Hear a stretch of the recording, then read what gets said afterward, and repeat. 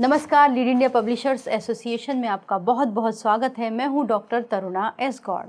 अगर घर में एक दो कॉकरोच दिख जाएं तो लोग समझ जाते हैं कि कहीं ना कहीं गंदगी जमा हो रही है। लेकिन सोचिए, अगर यही बात डिजिटल मीडिया पर कही जाए तो क्या हो। अब तक आपने सीजेआई की टिप्पणी जिस पर की, उसके बाद में उन्होंने सफाई भी दे दी और कॉकरोच जनता पार्टी के बारे में बहुत सारी बातें सुन ली होंगी। लेकिन ये टिप्पणी केवल पार्टी या फिर केवल मनोरंजन के लिए नहीं थी, बल्कि इस टिप्पणी में सोशल मीडिया के द्वारा पत्रकारिता करने वाले या फिर अपनी टिप्पणियां करने वाले, उसके माध्यम से बात कहने वालों के लिए एक संदेश भी है और एक थ्रेट भी है।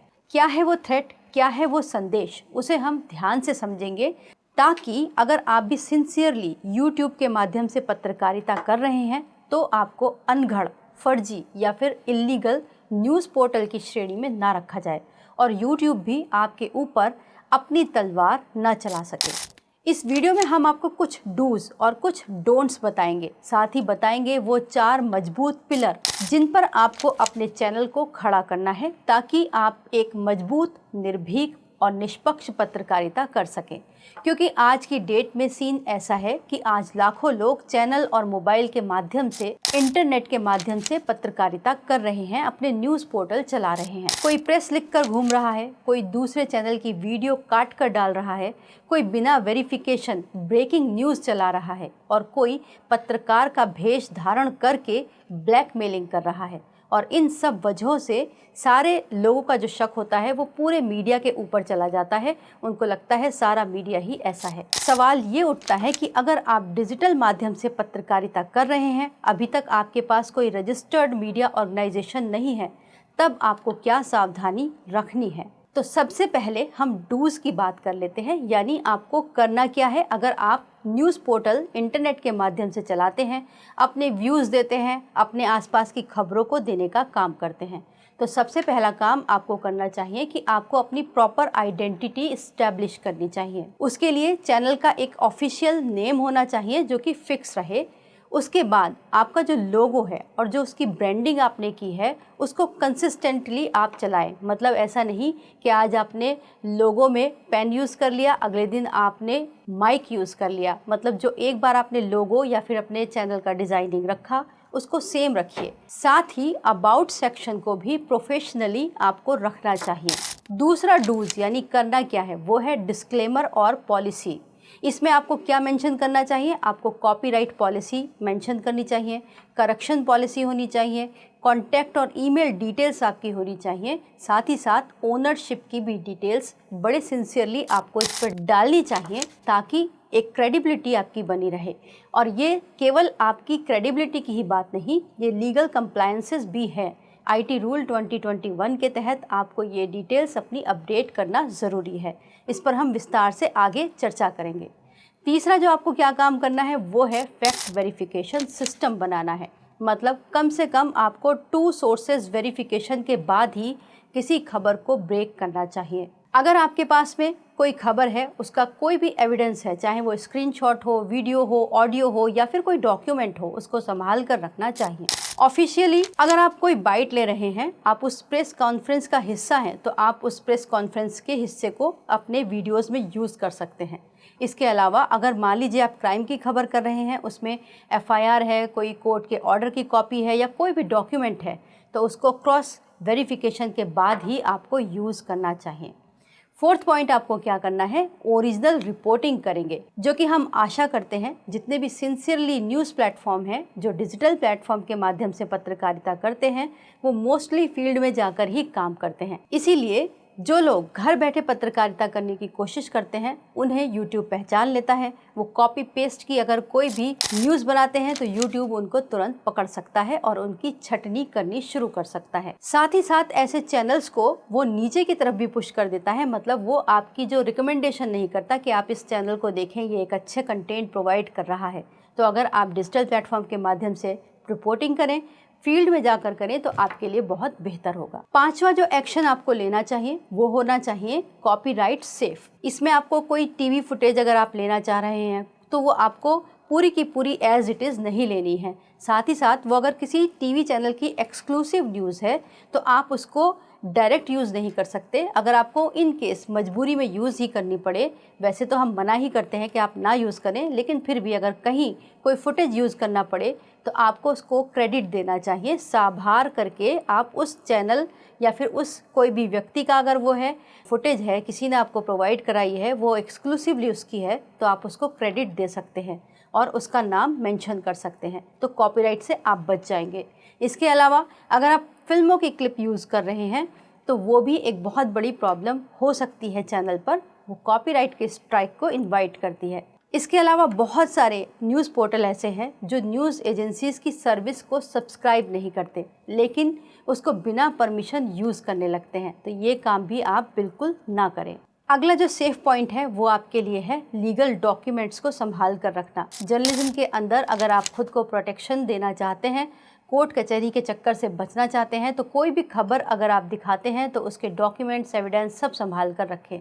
इसके अलावा अपने जो पोर्टल रिलेटेड आपके डॉक्यूमेंट है वो भी आपको रखना चाहिए। अगर मान लीजिए आपकी कंपनी है तो कंपनी का कोई डॉक्यूमेंट होगा, अगर कंपनी नहीं है, आप स्मॉल लेवल पर प्रोप्राइटरशिप के तौर पर काम कर रहे हैं तो उसका एमएसएमई रजिस्ट्रेशन सर्टिफिकेट आपके पास होना चाहिए। अगर आपकी कंपनी या फिर आपके प्रोप्राइटरशिप का 20 लाख से ज़्यादा का टर्नओवर होता है तो जीएसटी की भी डिटेल्स आप रख सकते हैं। इसके अलावा अगर आप वेबसाइट चलाते हैं तो उसका एक डोमेन ओनरशिप का भी एक सर्टिफिकेट ऑनलाइन रहता है, वो आपको प्रिंट करके अपने साथ रखना चाहिए। साथ ही साथ जो आपकी टीम है उसके बारे में भी प्रॉपरली अपने अबाउट अस सेक्शन में चैनल के ऊपर, वेबसाइट के ऊपर अपडेट करके रखिएगा ताकि कोई भी व्यक्ति उनको वेरीफाई कर सके। अब आते हैं एक बहुत इम्पॉर्टेंट चीज़ जो डिजिटल प्लेटफॉर्म के लिए तो ज़्यादा ही इम्पॉर्टेंट है, वो है आईटी रूल 2021। इसमें आपको समझना ये है कि आपको आईटी रूल के मुताबिक एक ग्रेवियंस ऑफिसर को अपने अपॉइंट करना होता है, या फिर अगर आप खुद भी हैं तो वो भी आप अपना नाम वहाँ मेंशन कर सकते हैं। आप उनका कॉन्टैक्ट डिटेल्स ज़रूर रखिएगा, साथ साथ उनका ईमेल रखिएगा। अगर कहीं किसी को आपके कंटेंट से ऑब्जेक्शन हो और आप भी सहमति रखते हो कि हाँ ये गलती हो गई, ये गलत कंटेंट चल गया, तो आप उसे तुरंत रिमूव कर सकें। साथ ही साथ अगर आप एआई कंटेंट यूज़ कर रहे हैं तो आपको डिक्लेयर करना पड़ेगा कि ये एआई कंटेंट है। आपको बाकायदा उस वीडियो फुटेज पर या फिर जो भी न्यूज़ है वहाँ पर आपको मेंशन करना होगा। साथ ही साथ सूचना प्रसारण मंत्रालय को अपनी जानकारी देनी होगी कि आप डिजिटल माध्यम से करंट अफेयर्स, न्यूज़, व्यूज़ और एनालिसिस का वर्क कर रहे हैं और आप जर्नलिज्म भी इसी माध्यम से करते हैं। तो ये तो हुए डूज, यानी आपको करना क्या है ताकि आपका चैनल सेफ रहे, उसके ऊपर यूट्यूब की तलवार ना चले। कुछ और भी इम्पॉर्टेंट पॉइंट्स हैं जो एक डिजिटल प्लेटफॉर्म को नहीं करने चाहिए, उन्हें हम एक एक करके समझते हैं। वो है ब्रेकिंग के चक्कर में झूठ ना बोल जाएं। एक वायरल फेक न्यूज़ आपकी पूरी क्रेडिबिलिटी को तबाह कर सकती है। अगर आपके पास कोई भी खबर आती है तो उसको पहले रुक कर समझिए कि वो सच है या नहीं, उसको अपने 2 सोर्स से वेरीफाई ज़रूर कीजिए। दूसरा, प्रेस स्टिकर का मिसयूज़। डिजिटल प्लेटफॉर्म के लिए प्रेस स्टिकर लगाना अलाउड नहीं है क्योंकि वो मीडिया के तौर पर काम नहीं कर रहे। वैसे तो बहुत सारे हाई कोर्ट के फैसले भी हैं जिसमें स्टिकर लगाने को ही मना किया गया है, प्रोहिबिटेड किया गया है, चाहे वो रजिस्टर्ड मीडिया ही क्यों ना हो। लेकिन फिर भी क्योंकि प्रेस को एसेंशियल सेवाओं में माना जाता है, तो अगर आप ईमानदारी से चल रहे हैं, प्रोफेशनली नियमों का पालन करते हुए चलते हैं, तो आप अपनी गाड़ी पर प्रेस का स्टिकर यूज़ कर सकते हैं। लेकिन केवल डिजिटल प्लेटफॉर्म है तो आप प्रेस का स्टिकर नहीं यूज़ कर सकते। साथ ही साथ आप ना ही प्रेस आई कार्ड इशू कर सकते हैं। इस समस्या से निपटने के लिए भी हमने बहुत सारे आपको समाधान दिए हैं कि आप कैसे अपनी टीम को प्रेस आई कार्ड इशू कर सकते हैं। उसके लिए आप या तो अपना न्यूज़पेपर रजिस्टर्ड करवा सकते हैं ताकि आप रजिस्टर्ड मीडिया हो जाए। रजिस्टर्ड मीडिया के माध्यम से आप अपने डिजिटल प्लेटफॉर्म को रन करें और प्रेस आई कार्ड भी इशू करें।